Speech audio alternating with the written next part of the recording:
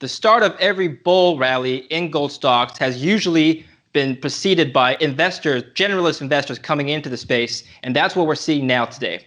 Talking to me about this and more is Frank Holmes, CEO of U.S. Global Investors. Frank, welcome back to the show. It's good to be back.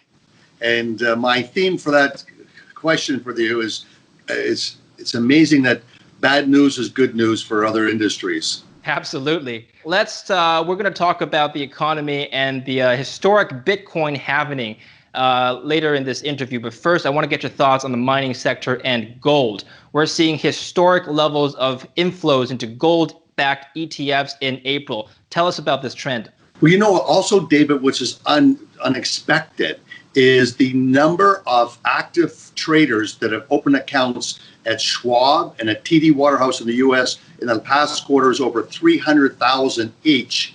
And I know from my JETS ETF, I was told 20,000 through Robinhood.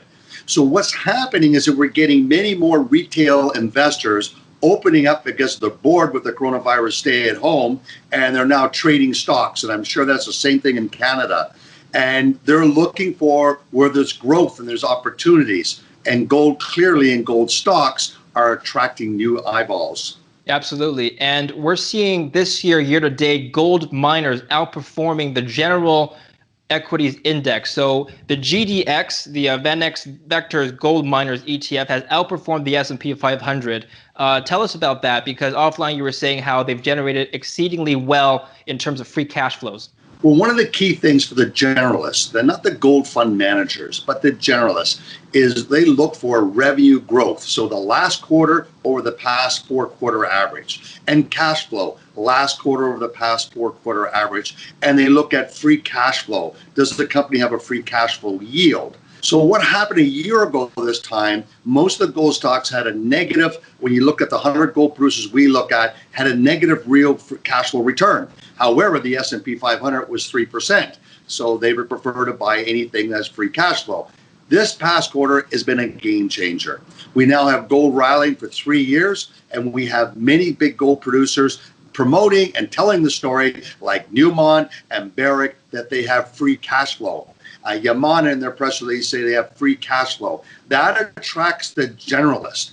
And that is a key factor of the huge amount of money that's gone into Barrick and Newmont. Now, you've talked about earlier how the generalist investors are coming into the space. Is this trend going to continue, Frank? Oh, I believe so, because this quarter that we're in now is going to also be just horrific for the past year and the past quarter. So we're going to have back-to-back quarters are going to be falling revenue per share, falling cash flow, and no free cash flow. Gold stocks, on the other hand, look beautiful. And you know, David, I love the royalty companies. Well, when you take a look at this past quarter, those three big amigos, Franco-Nevada, Wheaton Precious, and Royal Gold, threw off $400 million in the quarter for free cash flow.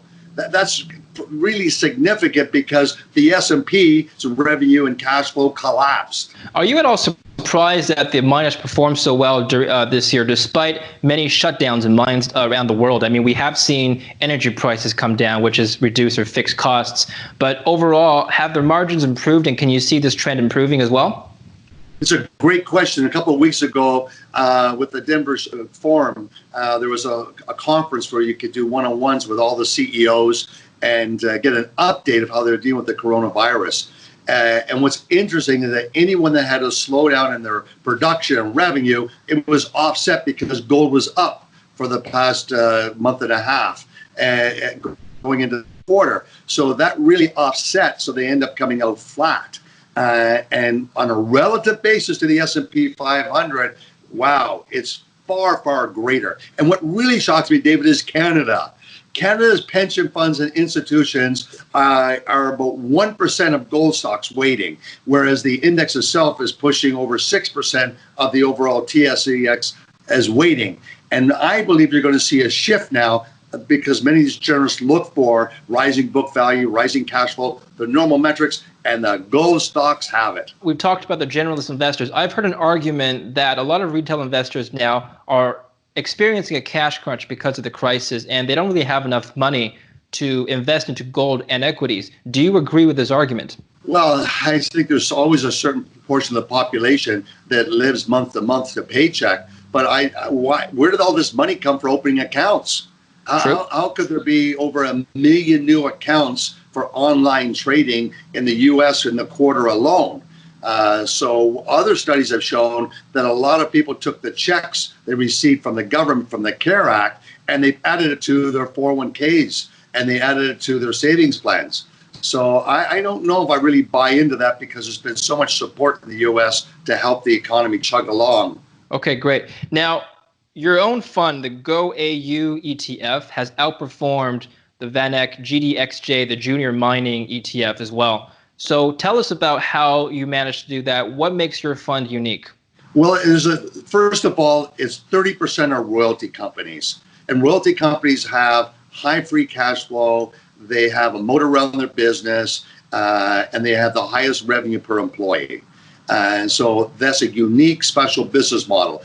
The other portion of it is a very concentrated bet on companies which have the highest revenue per share growth, the highest cash flow per share growth, free cash flow yield, highest cash flow returns on invested capital is a very critical factor. And we dynamically reset that every quarter. So a dumb merger dilutes the revenue and cash flow per share. It's out. It's gone. We sell it. And we just we call high grading it. And that's how it's done it. Interesting enough, we've outperformed the GDXJ, but this is the first time we've really not outperformed the GDX, which is predominantly the big cap, and they are dominated by Newmont and Barrick.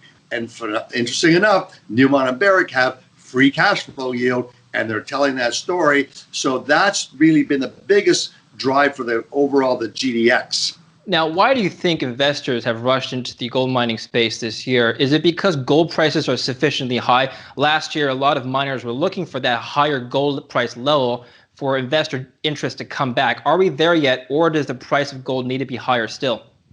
Well, I think it's a combination, of real negative interest rates. Like even in the U.S., the real rates are 2 years is 10 basis points, and inflation is more than 10 basis points. So you have a negative rate of return. That's always does well for gold. And gold's CEOs are more disciplined and organized on driving these metrics I've talked about. So I think it shows up, and people will just start flowing money. The wisdom of crowds model. It's going into gold stocks. And gold stocks are way undervalued relative to the stock market and way undervalued relative to bullion. So I think it's cherry picking. We also had a phenomenon at US Global with our JETS ETF. This is an ETF that was going sideways, and all of a sudden the assets fell, like the stock prices fell 50%, and $500 million came in that ETF, betting on a V-shaped or a U-shaped return on the economy. So that idea, that concept of bad news is good news for other asset classes. And more people are coming into trade. So we're seeing 1 million new traders come in looking at where's their growth or where there's going to be a big bounce. And gold is clearly there. And we have peak gold for supply, and the supply side is going away. There's more investment demand coming in for it. For bullion, it's driving higher gold prices. It's very difficult and expensive to explore and develop a new mine. So I think it's one of the sweet spots of a position. And talking to the bankers, they're telling me that the generalists are now coming in buying these new bought deals. And that's also a positive signal. But that's predominantly in Canada. The U.S. is yet to turn. But I believe this quarter behind us is a pivot point. Okay, let's talk about the economy now. You mentioned negative interest rates. The Federal Reserve has announced this week that they will not be lowering rates to negative territory. How do you see this? Do you agree with this view? They're negative anyway. Who cares? I mean, 2-year, 10 basis points. Come on. 10 years, 60 basis points. Please. Inflation is more than 60 basis points. And all of the supply lines have been greatly disrupted around the world. Just look at the price of gold. The airlines is down. They ship physical gold between London and New York. All of a sudden, there's no flights going. The cost has to go private. So the cost of a private jet goes from $30,000 to $300,000. Physical price of gold goes to $130 an ounce. And so supply lines for meat, supply lines for a whole bunch of products have all been disrupted. And we're going to get these huge pockets of inflation in different areas of the economy. How is this going to affect the price of gold, Frank, in the short term? Look up. Look up.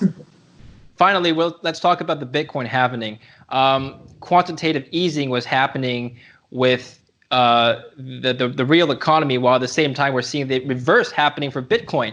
So how is this going to affect the fundamentals for the cryptocurrencies? Well, I think that the halving on a historical basis, the first halving had an exponential move over the next 4 years for Bitcoin prices.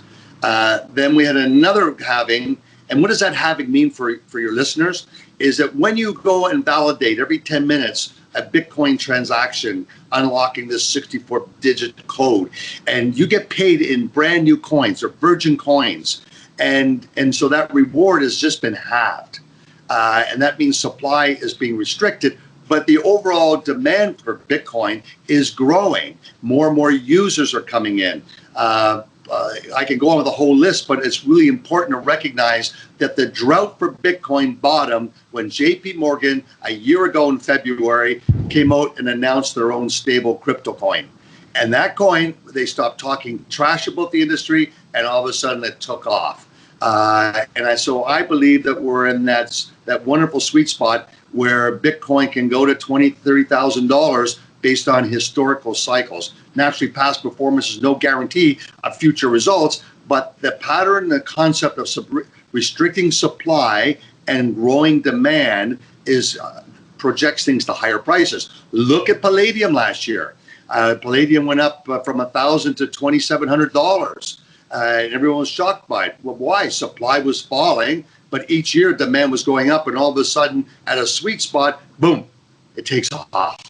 And I think that's going to happen with gold this year. Fantastic. Last question, Frank. I know you're bullish both Bitcoin and gold. Which do you prefer? There's not a preference. I was trying to launch a ETF in the space, and I couldn't. And I was fortunate enough to be introduced to a Hive, which is the first industrial scale mining company, and that we don't have an anti-money laundering problem or a KYC because we mine virgin coins.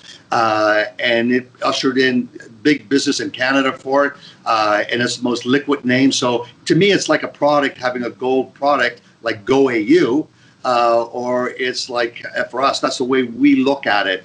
But I'm really thrilled that we're in Quebec, and even with this meltdown and the shutdown of people not being able to go to work, we were able to buy a beautiful facility just outside of Montreal. That's fantastic to hear, Frank, and I wish you the best of luck with that endeavor. Thank you for being with me today. Appreciate your thoughts. Happy investing. Remember the golden rule. You got to have 10% in gold and rebalance every year. Don't forget that golden rule, guys. Thank you very much, Frank, and thank you for watching Kitco News. We'll have more for you, so stay tuned.